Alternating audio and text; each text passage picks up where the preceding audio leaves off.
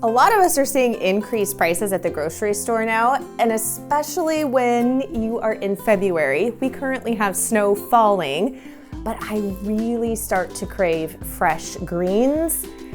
And right now, I'm not gonna be able to grow any of those outdoors, but lettuce and kale are really easy to seed start indoors. And once I get them germinating, I'll be able to transfer them out into our cold frames, which means we will have lettuce and kale about 3 months earlier than we normally would if we were just waiting until soil conditions and temperatures outside were perfect for these cooler weather plants to germinate. So this year, this is my seed starting area. And as you can see, I've only got one little half of a flat here that we're gonna be putting on this seedling heat mat. But I'm really excited to use these heat mats. I've never used them in the past because we normally would seed start in a corner of the living room, and the wood stove kept the soil temperature and the air temperature nice and toasty.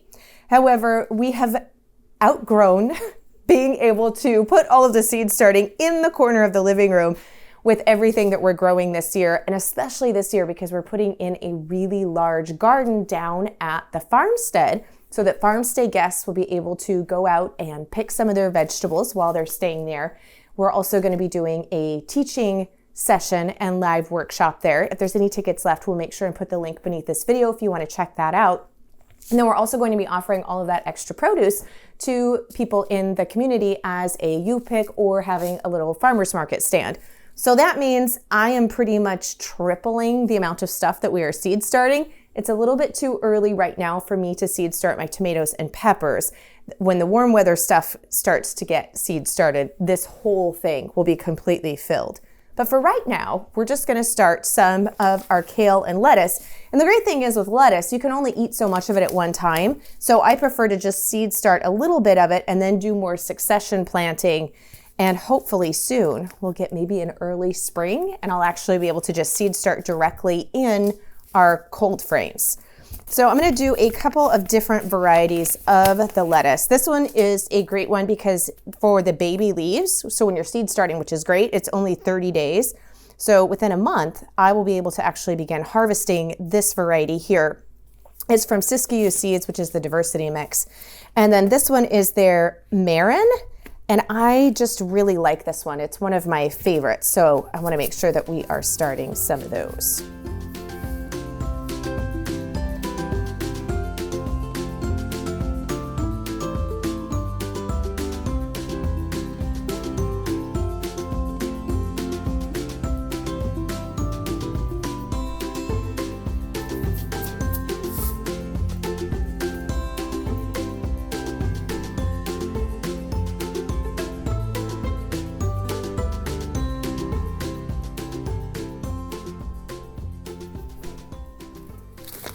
You know, I've grown a lot of different kale varieties over the years, but I have to say, this one is my tried and true absolute favorite.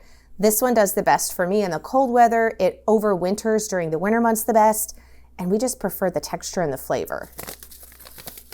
And you can see these are really little tiny seeds, both the kale and the lettuce. So when you have really small seeds like this, I just put them directly on the surface of the soil. I don't bother poking them in because once I water this, it'll help push them down just a little bit into the soil, and they don't need to be covered really deep. And I'm overseeding these just a little bit because it's my first time using these seedling mats, and I'll be very curious to see what our germination rate is like and how warm it keeps it out here. I'm trying to avoid running the heater out here 24/7, and so I'm just gonna be using this seedling mat and trapping the heat on it, so we will see how effective it actually is.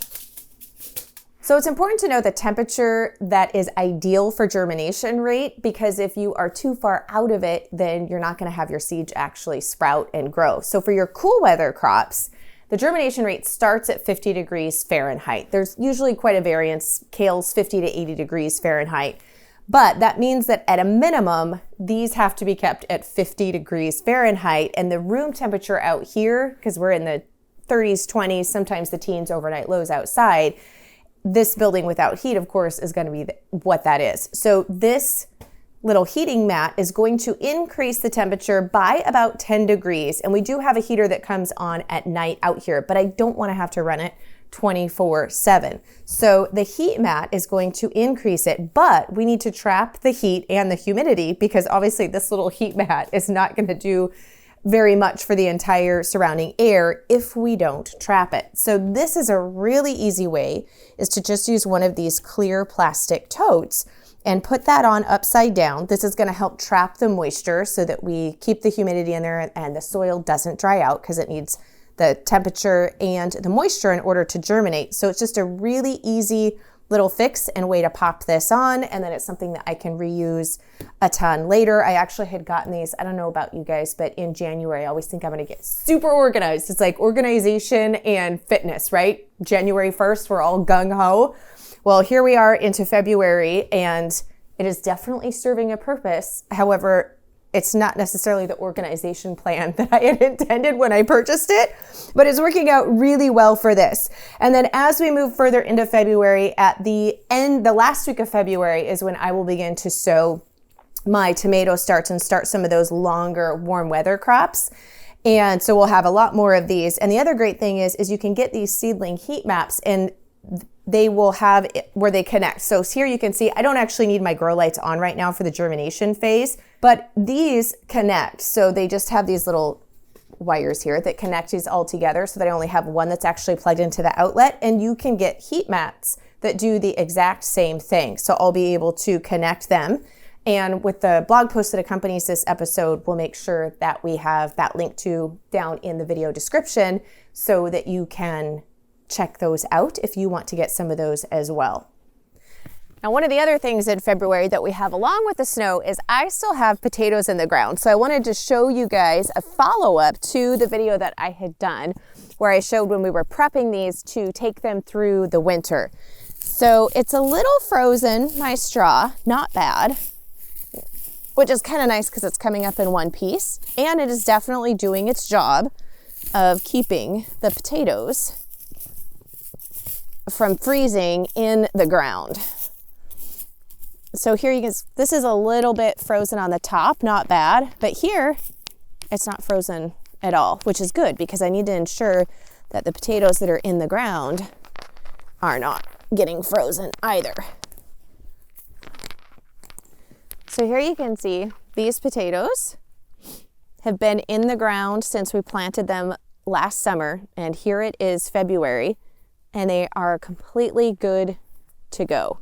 So one of the important things to us is to actually eat from the food that we grow and eat from it in season.